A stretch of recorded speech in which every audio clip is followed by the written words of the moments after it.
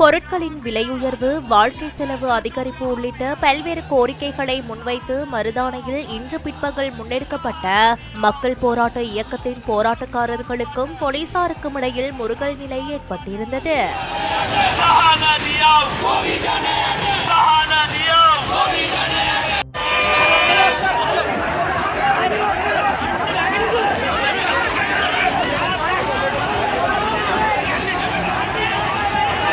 பேரணியில் முன்னிலை சோசலிச கட்சி, சுதந்திரத்திற்கான பெண்கள் இயக்கம், இளைஞர் அமைப்புகள், பல்கலைக்கழக மாணவர்கள் உள்ளிட்ட கூட்டணி அமைப்புகள், சமூக ஆர்வலர்கள் மற்றும் நாட்டின் பல்வேறு பாகங்களில் இருந்தும் வருகை தந்துள்ள ஆயிரக்கணக்கானோர் கலந்து கொண்டுள்ளனர். குறித்த ஆர்ப்பாட்ட பேரணி கொழும்பு கோட்டை ரயில் நிலையத்தை தாண்டி ஜனாதிபதி செயலக திசையை நோக்கி செல்ல முற்பட்ட ஆர்ப்பாட்டக்காரர்கள் உலக வர்த்தக மையத்துக்கு முன்னால் கூடியமையால் அங்கு பதற்ற நிலை ஏற்பட்டது.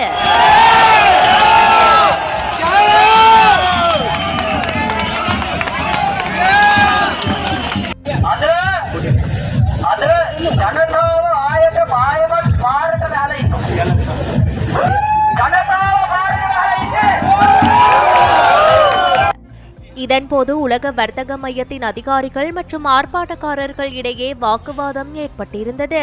எங்கள் தொழிலை இல்லாதொழிக்கும் இந்த வேலை திட்டத்தையே ஆர்ப்பாட்டக்காரர்கள் செய்வதாக உலக வர்த்தக மைய அதிகாரிகள் இதன்போது தெரிவித்துள்ளனர்.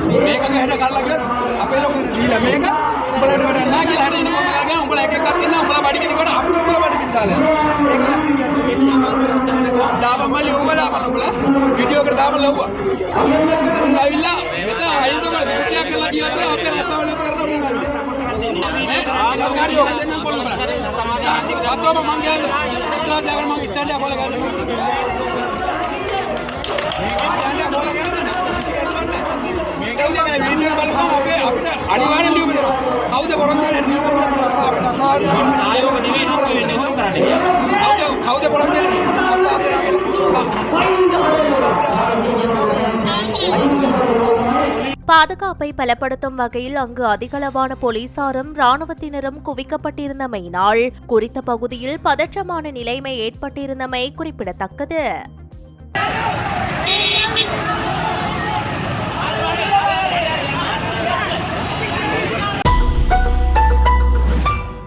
அஸ்வெசம நலன்புரி திட்டத்தின் அடுத்த கட்டத்தில் வறுமை கோட்டின் கீழுள்ள குடும்பங்களுக்கு மட்டுமே நிதியுதவி வழங்கப்படும் என நலன்புரி நன்மைகள் சபை அறிவித்துள்ளது. அதன்படி 2023ஆம் ஆண்டு தொடங்கப்பட்ட இந்த அஸ்வெசம நலத்திட்டம் நடப்பு ஆண்டில் 2ஆம் கட்டத்திற்குள் நுழைய உள்ளது. இதற்கான பயனாளிகளின் விவரங்களை இந்த காலப்பகுதியில் அதிகாரிகள் புதுப்பித்து வருகின்றனர். இந்த திட்டம் முதலில் அறிமுகப்படுத்தப்பட்ட போது 4 பிரிவுகளின் கீழ் சுமார் 1.6 மில்லியன் பயனாளிகள் நிதியுதவிகளை பெற்றிருந்தனர். எனினும் தற்காலிக மாறுதல் பிரிவாக வகைப்படுத்தப்பட்டிருந்த 4வது பிரிவைச் சேர்ந்த 3,15,000 பயனாளிகளுக்கான கொடுப்பனவுகள் கடந்த 2025 ஏப்ரல் மாதத்துடன் நிறுத்தப்பட்டது. அதனைத் தொடர்ந்து பாதிப்புக்குள்ளாகக்கூடிய நிலையில் உள்ள குடும்பங்கள் என அடையாளம் காணப்பட்ட 3வது பிரிவைச் சேர்ந்த 4,25,000 பயனாளிகளுக்கான கொடுப்பனவுகளும் நடப்பு ஜூன் மாதத்துடன் நிறுத்தப்பட்டுள்ளன. எனினும் இந்த 2 பிரிவுகளையும் சேர்ந்த குடும்பங்களில் ஏதேனும் ஒரு குடும்பம் தற்போது ஏழை அல்லது அத்தியந்த ஏழை நிலைக்கு தள்ளப்பட்டிருந்தால் விவரங்களை இற்றைப்படுத்தும் செயல்முறையின் அடிப்படையில் அவர்கள் மீண்டும் அஸ்வெசம நன்மைகளை பெறுவதற்கு தகுதி பெறலாம் என்றும் அவர் சுட்டிக்காட்டினார். இதுகுறித்து நலன்புரி நன்மைகள் சபையின் உதவி ஆணையாளர் அஷான் தர்ஷக கருத்து தெரிவிக்கையில், අවදානමට ලක් වූ 4,25,000ක ප්‍රමාණයේ ගෙවීම් කටයුතු අපි මේ අවුරුදු ජූනි මාසයෙන් නවත්තැව්වා. ඒ වගේම සංක්‍රාන්තික කාණ්ඩේ 3,15,000කට අපි ගෙවීම් කටයුතු සිද්ධ කරා. ඒක අපි 2025 ඒප්‍රිල් මාසයේදී ගෙවීම් කටයුතු නවත්තැව්වා. එතකොට ඔබට ප්‍රශ්නයක් එනවා ඇති මේ ප්‍රතිලාභ නවත්තපු පිරිසට නැවත ප්‍රතිලාභ ලබා ගැනීමට අවකාශයක් නැද්ද කියන කාරණය සම්බන්ධව. එතකොට ඇත්තටම මම අර කලින් සඳහන් කරපු කාරණේ නැවතත් ඉස්මතු කරන්නම්. මේක කාලානුරූපීව වෙනස් වෙනවා. අපි ජීවිත කාලයටම ලබා දෙන ප්‍රතිලාභයක් වෙන්නේ නැහැ. හැබැයි අවදානමට ලක් වූ පිරිස් අතර, ඒ වගේම සංක්‍රාන්තික කාණ්ඩයේ ඉන්න පිරිස් අතර අපි දැනට பாதிப்புக்குள்ளாகக்கூடிய மற்றும் தற்காலிக மாறுதல் பிரிவுகளின் கீழ் முன்னர் வகைப்படுத்தப்பட்ட குடும்பங்கள் தற்போது மேற்கொள்ளப்பட்டு வரும் மறுமதிப்பீட்டு செயல்முறையின் பின்னர் அவர்கள் வறுமை கோட்டின் கீழ் அல்லது கடுமையான வறுமையில் வாழ்வது கண்டறியப்பட்டால் மீண்டும் இந்த நிதியுதவிகளை பெறுவதற்கு தகுதி பெறுவார்கள். இது ஆயுட்கால கொடுப்பனவு அல்ல. இடைநிலை மற்றும் ஆபத்துக்குள்ளாகக்கூடிய பிரிவினருக்கு இதுவரை 2 வருடங்களுக்கு முன்பு பெறப்பட்ட விவரங்களின் அடிப்படையிலேயே கொடுப்பனவுகள் வழங்கப்பட்டு வந்துள்ளன.